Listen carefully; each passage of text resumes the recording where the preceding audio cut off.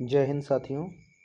UP triple S C पेट जिसका दूसरा chapter इतिहास का वैदिक काल है और जिसे हम आज पढ़ेंगे। तो चलिए शुरू करते हैं हम। वैदिक सभ्यता को आर्य सभ्यता भी माना जाता है। आर्यों का मूल निवासी स्थान जो कथन है किसने क्या कहा है, कहाँ से किसने जो है इसे लिया है, तो मैक्स मूलर ने जो है मध्य एशिया बताया था कि आर्य जो है मध्य एशिया से आए हैं। और बाल गंगाधर तिलक ने इसे जो आर्य हैं इन्हें उत्तरी ध्रुव से माना है। और दयानंद सरस्वती ने इन्हें आर्यों को तिब्बत का निवासी माना है जो यहाँ आए हुए हैं। फिर है वैदिक काल के दो भाग कौन कौन से हैं। एक है ऋग्वैदिक काल जिसे पूर्व वैदिक काल, और दूसरा है उत्तर वैदिक काल। ऋग्वेद में लोहे का उल्लेख नहीं है। उत्तर वैदिक ग्रंथों में लोहे का वर्णन मिलता है। ऋग्वेद में क्योंकि जो आपकी कांस्य युगीन सभ्यता मानी जाती है, क्या बोलते हैं, हड़प्पा सभ्यता को आप जो है कांस्य युगीन सभ्यता माना गया है क्योंकि वहाँ पे लौह के साक्ष्य नहीं मिले हैं। तो इसे लौह के साक्ष्य जो है उत्तर वैदिक काल में प्राप्त हुए हैं। ऋग्वेद में सबसे पश्चिम नदी कुबा नदी और सबसे पूर्व में गंगा को माना गया है। ऋग्वेद में गंगा का एक बार उल्लेख हुआ है और यमुना का 3 बार वर्णन हुआ है और सिंध नदी का सर्वाधिक बार उल्लेख किया गया है। ऋग्वेद में की सबसे जो पवित्र नदी है वो सरस्वती को माना गया है, जिसके अन्य नाम भी हैं माते तमा, नदी तमा, देवी तमा। सिंधु नदी को हिरण्यनी नदी कहा गया है। गंगा यमुना के दोआब एवं उसके समीपवर्ती क्षेत्रों को आर्यों ने ब्रह्मर्षि देश कहा है। फिर है बोगाज कोई जिसे एशिया माइनर का अभिलेख में ऋग्वैदिक काल के देवता इंद्र, वरुण, मित्र, नासत्य का उल्लेख मिलता है। वैदिक साहित्य को श्रुति भी कहा जाता है। ऋग्वेद, यजुर्वेद, सामवेद को वेदत्रयी में शामिल किया गया है। वेदत्रयी में जो है अथर्ववेद को शामिल नहीं किया गया है।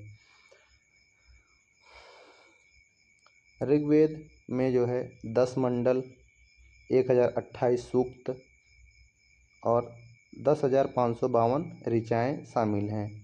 ऋग्वेद के तीसरे मंडल में गायत्री मंत्र का उल्लेख है जिसके रचनाकार विश्वामित्र हैं। ये काफ़ी इम्पॉर्टेंट है। ऋग्वेद के 9वें मंडल में सभी 114 सूक्त जो हैं वो देवता सोम को समर्पित हैं। शूद्र का उल्लेख 10वें मंडल के पुरुष सूक्त में हुआ है। ऋग्वेद के 2 ब्राह्मण ग्रंथ ऐतरेय और कौशिकी।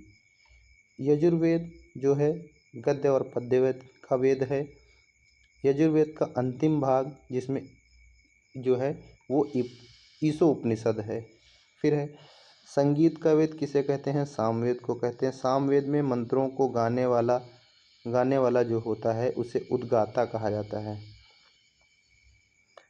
फिर है अथर्ववेद में मंत्रों का उच्चारण करने वाले पुरोहित को ब्रह्मा कहा जाता है। अथर्ववेद में सभा और समिति को प्रजापति की 2 पुत्रियां कहा गया। काफ़ी इम्पोर्टेंट है ये। फिर है याज्ञवल्क्य गार्गी के संवाद का उल्लेख ब्रह्मदण्डक में किया गया है। ये इम्पोर्टेंट है। यम और नचिकेता के संवाद का उल्लेख जो है कठोपनिषद में, ये भी इम्पोर्टेंट है। सत्यमेव जयते का उल्लेख मुंडकोपनिषद में है। ये इम्पोर्टेंट है। उपनिषद में प्रथम बार मोक्ष का उल्लेख किया गया है। वेदांगों की संख्या 6 है जिसमें शिक्षा है, कल्प है, व्याकरण है, निरुक्त है, छंद है, ज्योतिष है। और पुराणों की संख्या जो है 18 है। दशराग युद्ध का उल्लेख ऋग्वेद के 7वें मंडल में है। पुरुषणी या रावी नदी के तट पर यह युद्ध लड़ा गया था जिसमें 10 राजाओं और राजा सुदास के मध्य यह युद्ध हुआ था, जिसमें राजा सुदास की जो है विजय हुई थी। ऋग्वैदिक समाज पितृसत्तात्मक समाज था। पिता संतान को बेच सकता था। और जो है आपका हड़प्पा सभ्यता ये मातृ युगीन सभ्यता थी और ये आपका ऋग्वैदिक समाज जो है पितृसत्तात्मक समाज था। सतपथ ब्राह्मण में पत्नी को अर्धांगिनी कहा गया है। जीवन भर कुंवारी रहने वाली लड़कियों को अमाजु कहा जाता था। ये इम्पॉर्टेंट है। ऋग्वेद में अपाला, घोषा, लोपमुद्रा, विश्वारा जैसी शिक्षित महिलाओं का उल्लेख वर्णित है।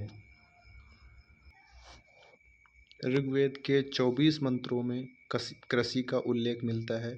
जंगल की देवी को अख्यानी कहा जाता था और समुद्र का देवता वरुण को कहा जाता था।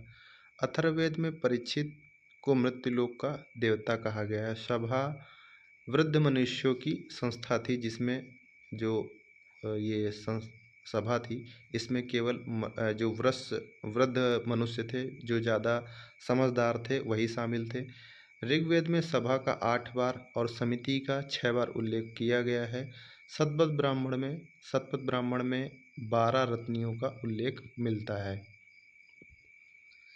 छांदोग्य उपनिषद में 3 आश्रमों का उल्लेख है। जाबालो उपनिषद में 4 आश्रमों का उल्लेख मिलता है। ये इम्पोर्टेंट है। उत्तर वैदिक काल में लोहे को कृष्ण अयस और तांबा को श्याम अयस कहा जाता था। यज्ञ में पशु बलि को प्राथमिकता दी गई है। पहली बार पुनर्जन्म का वर्णन शतपथ ब्राह्मण में मिलता है। गेह सूत्र में 8 प्रकार के विवाहों का उल्लेख किया गया है। और ये जो प्रमुख नदियां हैं ऋग्वैदिक काल की, इनके नाम आप 2 बार अच्छे से देख लीजिएगा, क्योंकि ये इम्पॉर्टेंट हैं। अस्किनी का आधुनिक नाम चेनाब नदी है। विपाशा का आधुनिक नाम व्यास नदी है। पुरुषणी का आधुनिक नाम रावी नदी है। वितस्ता का आधुनिक नाम झेलम नदी है। कुबा का आधुनिक नाम काबुल नदी है। और गोमती का आधुनिक नाम जो है गोमल है। सुवास्तु नदी का आधुनिक नाम स्वात है। सदानीरा का आधुनिक नाम गंडक है। शतुद्री का आधुनिक नाम सतलज नदी है। द्रस्वती का आधुनिक नाम घग्गर नदी है। फिर है वर्ण शब्द का सर्वप्रथम उल्लेख ऋग्वेद में किया गया है, और ये बहुत इम्पॉर्टेंट है। ये जो मिलान है, ऋग्वेद, ऐतरेय, सामवेद, पंचविश और अथर्ववेद गोपथ और यजुर्वेद ये शतपथ। ये आप 1-2 बार और अच्छे से देख लीजिएगा। ये सबसे इम्पॉर्टेंट है, क्योंकि ये मिलान में आएगा। आप 2 याद कर लीजिए, क्या बोलते हैं, ऋग्वेद को ऐतरेय से और यजुर्वेद को शतपथ से। 2 याद कर लेंगे आपको तो मिलाने में आसान हो जाएगा। यज्ञ से संबंधित विधि विधान का उल्लेख जो है यजुर्वेद में किया गया है। अतरंजी खेड़ा, आलमगीरपुर, मथुरा, रोपड़, श्रावस्ती से लौह धातु के प्राचीनतम प्रमाण प्राप्त हुए हैं। उपनिषद पुस्तकें दर्शन पर आधारित हैं। मोक्ष का वर्णन सर्वप्रथम उपनिषद में प्राप्त होता है। उपनिषद काल में काशी का राजा अजातशत्रु था। वैदिक साहित्य का सही क्रम जो है वैदिक संहिताएं, ब्राह्मण और आरण्यक उपनिषद।